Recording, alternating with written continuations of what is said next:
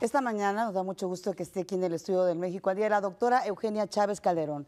Ella es directora general del Centro de Foniatría y Audiología, porque además nos viene a hablar del Día Mundial de la Voz, que va a ser en breve.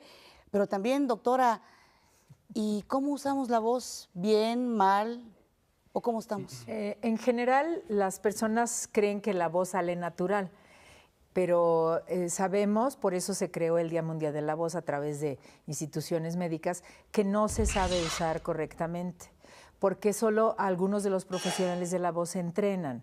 Entonces, la idea del Día Mundial de la Voz es que todos le hagamos caso a lo que dice nuestra voz, porque puede decir estoy muy bien, o puede decir estoy enferma, o puede decir no tengo ganas de funcionar.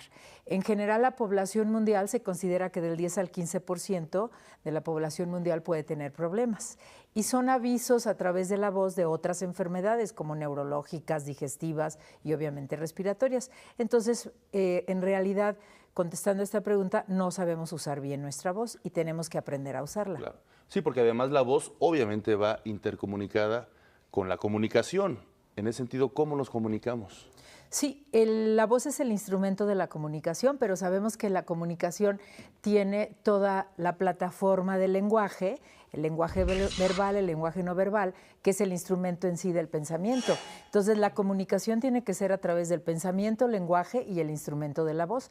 Y a veces no nos comunicamos correctamente o porque no tenemos la cantidad de palabras que deseamos o porque nuestra voz no está funcionando bien. Y ese mecanismo de comunicación lo necesitamos todos los seres humanos. Todos nos tenemos que comunicar, desde la mamá que habla con el pequeño, el niño que va a la escuela y habla con sus compañeritos o con la maestra, y eso es lo que se tiene que tener mucho en cuenta para este Día Mundial de la Voz, que de hecho el lema es la voz, el primer instrumento o el primer medio de comunicación social, porque nosotros necesitamos comunicarnos con nuestra sociedad, somos entes sociales y la comunicación es un proceso que contempla todo esto. Sí, y además que forma parte de la inteligencia de los seres humanos. En ese sentido, doctora, bueno, pues es la comunicación oral. En ese sentido, en los últimos tiempos donde la gente, usted va a un restaurante, va a algún lugar, la gente está conviviendo físicamente, pero están ausentes con el teléfono celular, por ejemplo. Sí, exactamente. ¿Eso es un reto? Claro. ¿Para la comunicación humana? Sí, nosotros a través del desarrollo de la civilización hemos ido los estudiosos de la comunicación viendo que si nosotros no tenemos una retroalimentación adecuada a nivel de nuestro cerebro, es decir, que se reciba la información de lo que estamos hablando, de lo que estamos escribiendo, pues eso se puede ver muy limitado. Entonces, las personas que no tienen la posibilidad de comunicarse verbalmente, sino todo lo hacen cibernéticamente, se están limitando en muchas cosas al desarrollo de su cerebro, porque siempre tenemos que estar desarrollándonos. Y se afecta la comunicación humana porque si los padres no hablan con los niños a la hora de comer y platican sus experiencias, entonces el niño ya no tiene toda esa retroalimentación, es decir, toda esa información.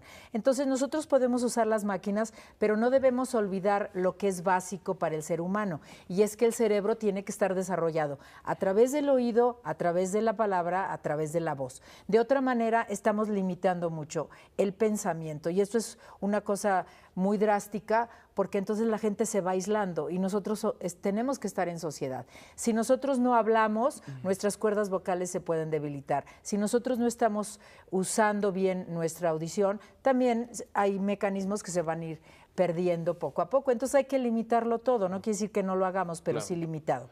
Doctora, ¿y cómo se cuida uno la voz? ¿Qué tiene que hacer para tener una buena voz? Primero, tenemos que tener una buena hidratación, o sea, tomar mucha agua. Segundo, estar atentos a los problemas de la salud respiratoria. Por ejemplo, si hay una gripe, si hay una sinusitis, una alergia, una infección de anginas, hay que rápidamente atenderse con el doctor. No decir es una gripe y ya va a pasar.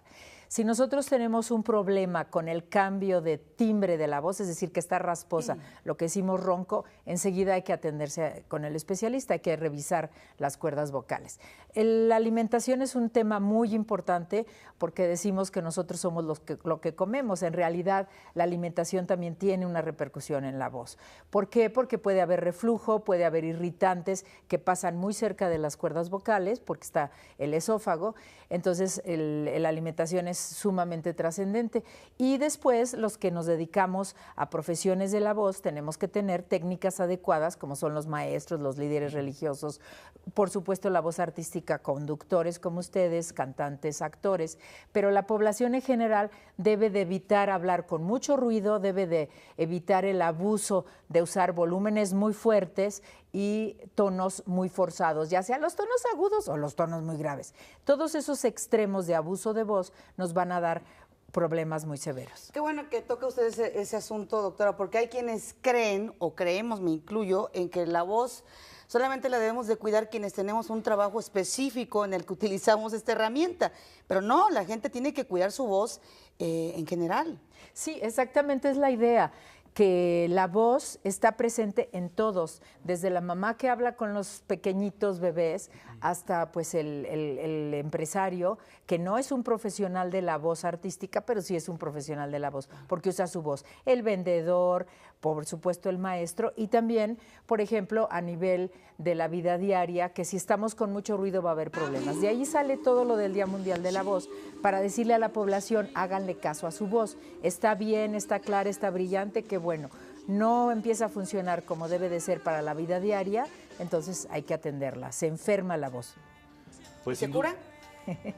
Sí, claro, claro. Tenemos una serie de exámenes especializados que no son costosos, que no son agresivos, como es la endoscopia y estroboscopia de cuerdas vocales, y con eso nosotros ya tenemos un diagnóstico fino de qué está pasando con el emisor del sonido, que son las cuerdas vocales. Pero también se puede curar cuando nosotros tenemos una mejor respiración a nivel nasal o cuando sabemos usar bien nuestros pulmones para respirar. Los buenos Entonces, sí hábitos, ¿no? Exactamente. Y obviamente, si alguien tiene un problema, el médico adecuado son los foniatras. Sí, la especialidad de foniatría que existe desde 1897 exactamente es la especialidad médica que atiende todos los problemas de la comunicación y, por supuesto, los problemas de voz, lenguaje y audición.